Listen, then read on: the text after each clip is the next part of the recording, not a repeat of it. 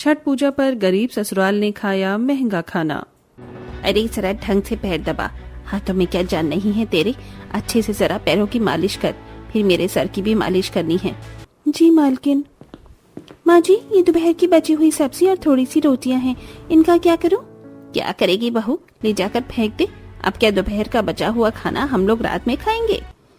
लेकिन माँ जी, ये तो बहुत सारा खाना बचा है, इतना सारा खाना फेंकना मुझे सही नहीं लग रहा।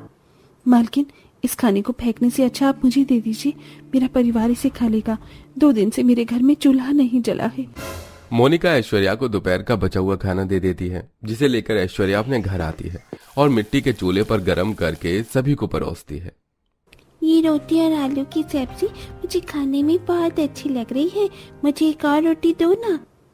नहीं माँ, इसने 2 रोटी खा ली है, ये आखिरी रोटी बची है, अगर इसे भी आप दे दोगी तो मैं क्या खाऊंगा? वैसे ही हफ्ते भर में हमें 1-2 बार खाना है तो नसीब होता है। आज हमने खाना खा लिया, न जाने अगली बार हम खाना कब खा पाएंगे। चिंटू की कही हुई ये बात सबके दिलों में तीर की तरह चुभने का काम करती है। ऐश्वर्या का पति अर्जुन पढ़ा लिखा तो था, लेकिन गरीबी के चलते उसे किसी भी अच्छी कंपनी में नौकरी नहीं मिलती थी, जिसके चलते अर्जुन दिहाड़ी का काम करता था। जिस दिन अर्जुन को पैसे मिलते उस दिन उनके घर का चूल्हा जल जाता, और जिस दिन नहीं मिलते उस दिन पूरा परिवार पानी पीकर सो जाता। ऐश्वर्या बड़े घर में खाना बनाने और मालकिन की सेवा करने का काम करती थी, लेकिन इसके बावजूद भी वो कंजूस मालकिन ऐश्वर्या को मुट्ठी भर भी पैसे नहीं देती थी। सभी लोगों के लिए अच्छा खाना बना बनाकर मैं थक चुकी हूँ। न जाने कब अपने परिवार के लिए मैं इतना अच्छा और महंगा खाना बना पाऊंगी। खाना बनाते बनाते ऐश्वर्या की आंखों से आंसू टपकने लगते हैं कि तभी वहां मोनिका आ जाती है और ऐश्वर्या की आंखों में आंसू देखती है। अरे क्या हुआ ऐश्वर्या, तुम्हारी आंखों में ये आंसू कैसे? सब ठीक तो है ना?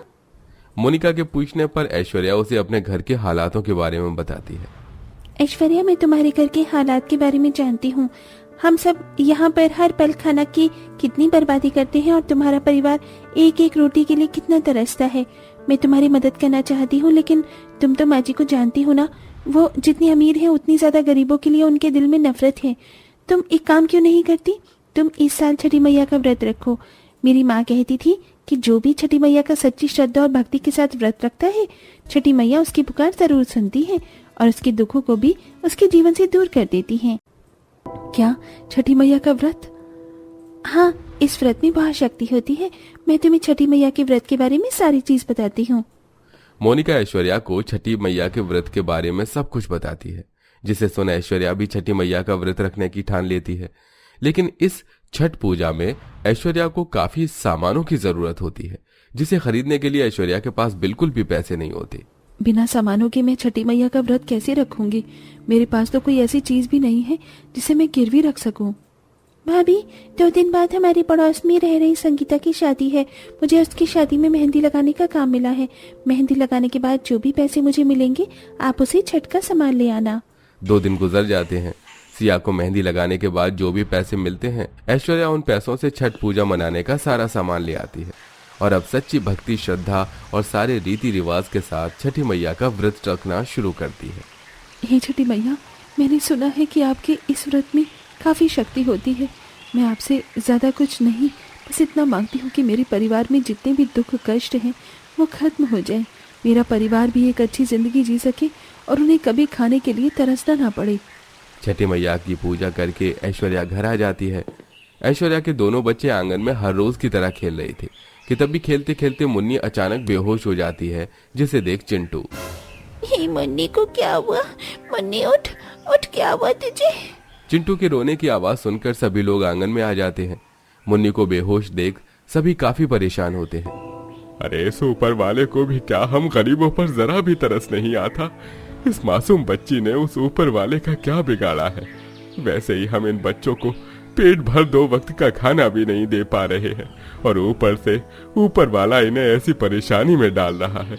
मन तो करता है कि अपने शरीर का एक एक हिस्सा ले जाकर बेच दूं, कम से कम मेरा परिवार खाना तो खा सकेगा। पिताजी, आप ऐसा क्यों कह रहे हैं? मैंने छठी मैया का व्रत रखा है और मुझे उनके ऊपर पूरा भरोसा है। वो जरूर मेरी प्रार्थना स्वीकार करेंगी और सब कुछ ठीक कर देंगे।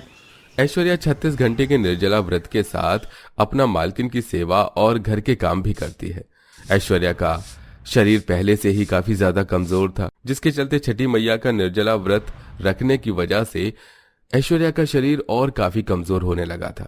ऐश्वर्या रोज की तरह अपनी मालकिन के लिए चाय बनाकर ला रही होती है कि तभी अचानक चक्कर आ जाने की वजह से ऐश्वर्या के हाथ से चाय की ट्रे छूट जाती है, जिसके चलते कप और ट्रे टूट जाते हैं। ये देख मनोरमा को ऐश्वर्या पर काफी गुस्सा आता है और वो उसे जोरदार थप्पड़ मार देती है। गरीब कहीं की, तेरी तो हैसियत है नहीं कि तू इतने महंगे महंगे बर्तन खरीद सके और तू हमारा नुकसान करने चली है। अब इसके नुकसान के पैसे कौन भरेगा, तेरा बाप? ये आप कैसी बातें कर रही हैं? ऐश्वर्या ने छठी मैया का व्रत रखा है, ये बहुत कठिन व्रत होता है। बिना कुछ खाए पिए ऐश्वर्या को थोड़े चक्कर आ गए और उसके हाथ से बस चाय का कप छूट गया। आप इतनी सी बात के लिए उसे इतना खरी खोटी सुना रही हैं। छठी मैया भी सिर्फ अपने अमीर भक्तों की सुनती है, ना कि तुम जैसों की। तू देख लियो, तुझ जैसी गरीब की कोई भी मनोकामना पूरी नहीं होगी। मनोरमा की बातें सुन ऐश्वर्या को काफी दुख होता है और ऐसे ही 3 दिन गुजर जाते हैं और आज छठ पूजा का आखिरी दिन होता है। सूर्यदेव को पानी का अर्घ देकर ऐश्वर्या छठी मैया से प्रार्थना करती है। छठी मैया, आज पूजा का आखिरी दिन है, क्या आज भी आपकी कृपा मेरे परिवार पर नहीं बरसेगी? छठी मैया, अब तो अपना कोई चमत्कार दिखाओ। इधर ऐश्वर्या छठी मैया से प्रार्थना कर रही होती है, वहीं सुमित एक कंपनी में इंटरव्यू देने के लिए गया होता है। आपकी प्रोफाइल तो अच्छी है, लेकिन आपने इससे पहले किसी कंपनी में काम नहीं किया है और हमें हमारी कंपनी के लिए एक एक्सपीरियंस पर्सन चाहिए, तो आप इस जॉब के लिए एलिजिबल नहीं हैं। मैं कैसे जॉब के लिए एलिजिबल हो सकता हूं जब मुझे हर कंपनी ये कहकर मना कर देती है कि मुझे कोई एक्सपीरियंस नहीं है। अरे आप लोग मुझे नौकरी करने दोगे तो ही मुझे एक्सपीरियंस होगा ना। सुमित की बातों का उसे एचआर पर कोई असर नहीं होता और इस बार सुमित निराशा लिए घर लौट रहा था कि तभी वो देखता है कि रास्ते में काफी ज्यादा सी भीड़ लगी हुई है। ये यहाँ इतनी भीड़ क्यों लगी है? सुमित जैसे ही उस भीड़ को चीरता हुआ जाता है तो देखता है कि एक नदी के अंदर छोटा सा बच्चा डूब रहा है। अरे अरे कोई मेरे बेटे को बचाओ, उसे तैरना नहीं आता। अरे कोई तो मेरे बेटे की मदद करो।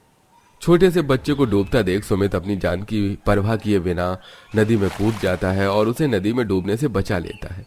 अरे आपका बहुत बहुत शुक्रिया, आप तो मेरे लिए भगवान बनकर आए और मेरे बेटे की जान बचा ली।